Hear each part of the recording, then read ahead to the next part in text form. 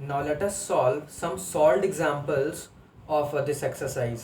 ठीक है, तो पहला क्वेश्चन है हमारे पास, प्रूव दैट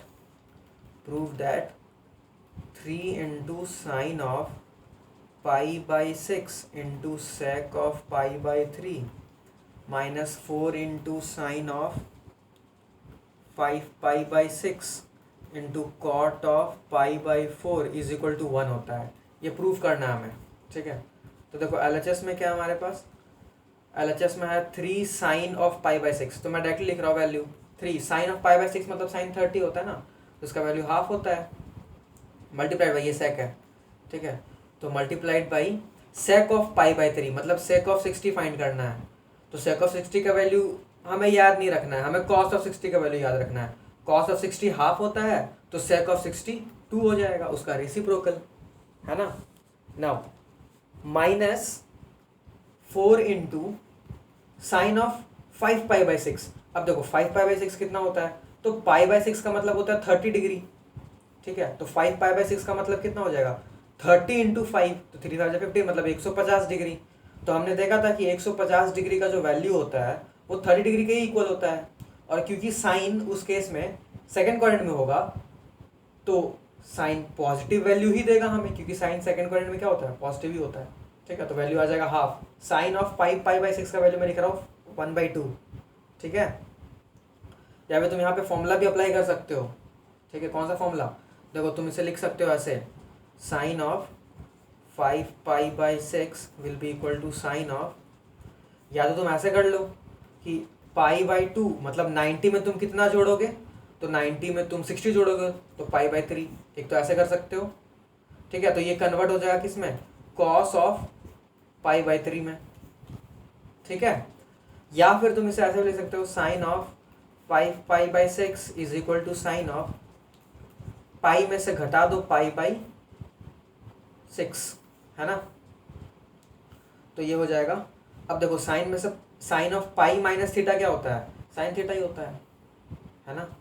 तो पाई बाई 6। ओके, ना तुम कॉस ऑफ पाई बाई 3 की वैल्यू देख लो या फिर साइन ऑफ पाई बाई 6 की वैल्यू देख लो, दोनों की वैल्यू तुम्हें 1/2 ही मिलेगी। ठीक है, ना multiplied by cot of pi by 4, तो कॉट ऑफ पाई बाई 4 नहीं याद रखना है, टैन ऑफ पाई बाई 4 याद रखना है। टैन ऑफ पाई बाई 4 मतलब टैन ऑफ 45, टैन ऑफ 45 1 होता है, देयरफॉर कॉट क्या हो जाएगा, 1 का रेसिप्रोकल मतलब 1 ही होगा, है ना। अभी से सॉल्व कर लो। सो हम LHS को ही कंटिन्यू कर रहे हैं, सॉल्व कर रहे हैं। ठीक है, तो देखो यहाँ पे 2 कैंसिल हो जाएगा, यहाँ पर ये आ जाएगा 2, तो यहाँ पर आ गया 3 माइनस ये आ गया 2, so this is equal to 1 which is equal to RHS।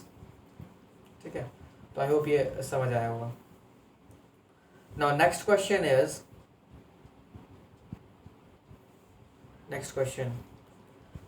Is find the value of sine 15 degree. ठीक है, साइन 15 डिग्री की वैल्यू फाइंड करनी है हमें। तो देखो मैं इसे क्या क्या लिख सकता हूँ, सबसे पहले तो ये, तो साइन ऑफ 15 डिग्री को देखो सबसे पहले मैं क्या लिख सकता हूँ, मैं लिख सकता हूँ sine of 45 degree minus 30 degree.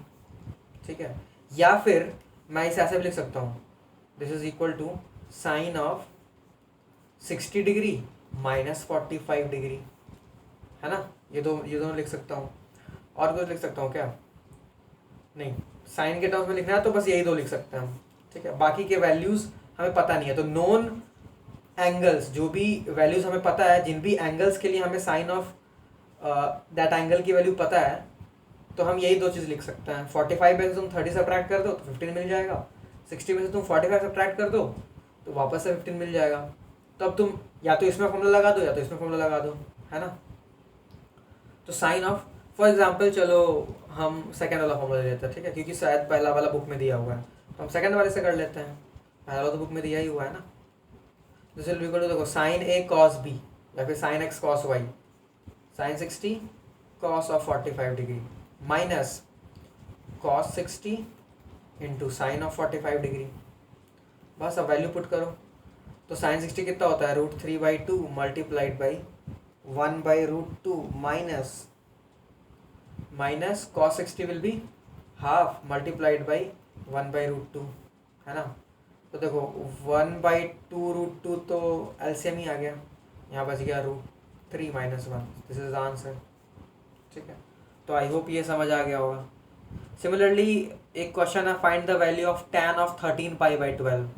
ठीक है, तो देखो ये सब में कुछ ज़्यादा कुछ है नहीं, tan ऑफ 13π/12 है ना, तो देखो इसे तो मैं डायरेक्टली लिख सकता हूँ, ये दिख रहा है कि 13π/12 है ना, तो भैया तुम इसे 12π + π/12 ऐसे कर लो। ठीक है, तो ये हो जाएगा tan ऑफ, अब तुम इसे सेपरेट कर दो तो ये हो जाएगा 12π/12 + π/12 है ना, तो ये हो गया tan ऑफ पाई + π/12। तो tan ऑफ पाई + π/12 क्या होगा, ये होगा tan ऑफ π/12 है ना। अब देखो ये वाला फॉर्म लगाया हमने, tan ऑफ 180 + थीटा वाला है ना, तो ये tan थीटा के इक्वल होता है, क्यों, क्योंकि ये थर्ड क्वाड्रेंट में आएगा वैल्यू, और थर्ड क्वाड्रेंट में tan थीटा इज पॉजिटिव। ठीक है, अब तुम्हें मान लो समझ नहीं आ रहा है कि π/12 का मतलब हमें पता नहीं, समझ नहीं आ रहा तुम्हें। ठीक है, तो तुम क्या बोलोगे, तुम्हें π/6 तो पता है ना कि π/6 कितना होता है, 30 डिग्री होता है, तो π/6 अगर 30 होता है तो π/12 कितना होगा, इसको हमने हाफ से मल्टीप्लाई कर दिया तो इसको भी हाफ से मल्टीप्लाई कर दो, यानी कि 15 डिग्री होगा, है कि नहीं। तो π/12 कुछ नहीं है, बस 15 डिग्री है। तो हमें tan ऑफ 15 डिग्री निकालना है, तो वापस तुम क्या लिख सकते हो, tan ऑफ 15 डिग्री को tan ऑफ 45 - 30 लिख सकते हो ना, ऐसे निकल जाएगा tan ऑफ 15 डिग्री। तो देखो इसको तुम अब वापस ऐसे लिख सकते हो, tan ऑफ, अगर तुम रेडियन के टर्म्स में लिखना चाहो तो हो जाएगा π/4 - π/6, हो गया आंसर। ठीक है, या फिर तुम इसे 60 - 45 भी लिख सकते हो, तो कैसे भी कर लो।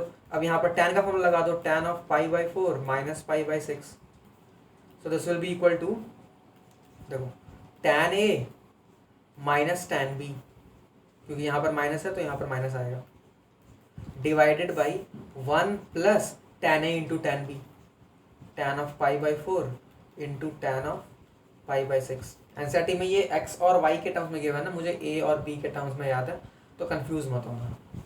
ठीक है, this is equal to tan of π/4 will be, tan of π/4 तो 1 होता है, माइनस tan ऑफ π/6 मतलब 30 डिग्री 1/√3 डिवाइड बाई, ये वैल्यूज तो मैं याद होने चाहिए। ठीक है, और यहाँ पर आ गया 1 + tan ऑफ π/4 इज 1 + 1/3 सॉरी। ठीक है, अब क्या करो, ये हो जाएगा देखो √3 - 1/√3 + 1, ये हो गया आंसर। रैशनलाइज करना चाहते हो डिनोमिनेटर तो रैशनलाइज भी कर सकते हो। ठीक है, रैशनलाइज कर दोगे तो क्या आ जाएगा, रैशनलाइज अगर कर दोगे तुम तो ऊपर नीचे √3 - 1 से मल्टीप्लाई कर दो, तो ऊपर आ जाएगा √3 - 1 का होल स्क्वायर है ना, तो 3 + 1 - 2√3 डिवाइडेड बाई नीचे आ जाएगा √3, मतलब a + b × a - b के फॉर्म का आ जाएगा ना नीचे, तो आ जाएगा 3 - 1, यानी कि नीचे 2 आ जाएगा। तो देखो फिर वापस से ऊपर से हम लोग 2 कॉमन ले सकते हैं, तो आ गया 4 - 2 √3, तो 2 कॉमन ले लेंगे, 2 कॉमन ले लेंगे तो यहाँ पर आ जाएगा 2 - √3 डिवाइडेड बाई, यहाँ पर 2 आया हुआ है तो 2 कैंसिल हो जाएगा, तो ये भी आंसर हो गया है ना, 2 - √3। ठीक है, तो आई होप ये समझ आया होगा, तो कैसा भी कर लो। नाउ नेक्स्ट क्वेश्चन की तरफ चलते हैं। ठीक है।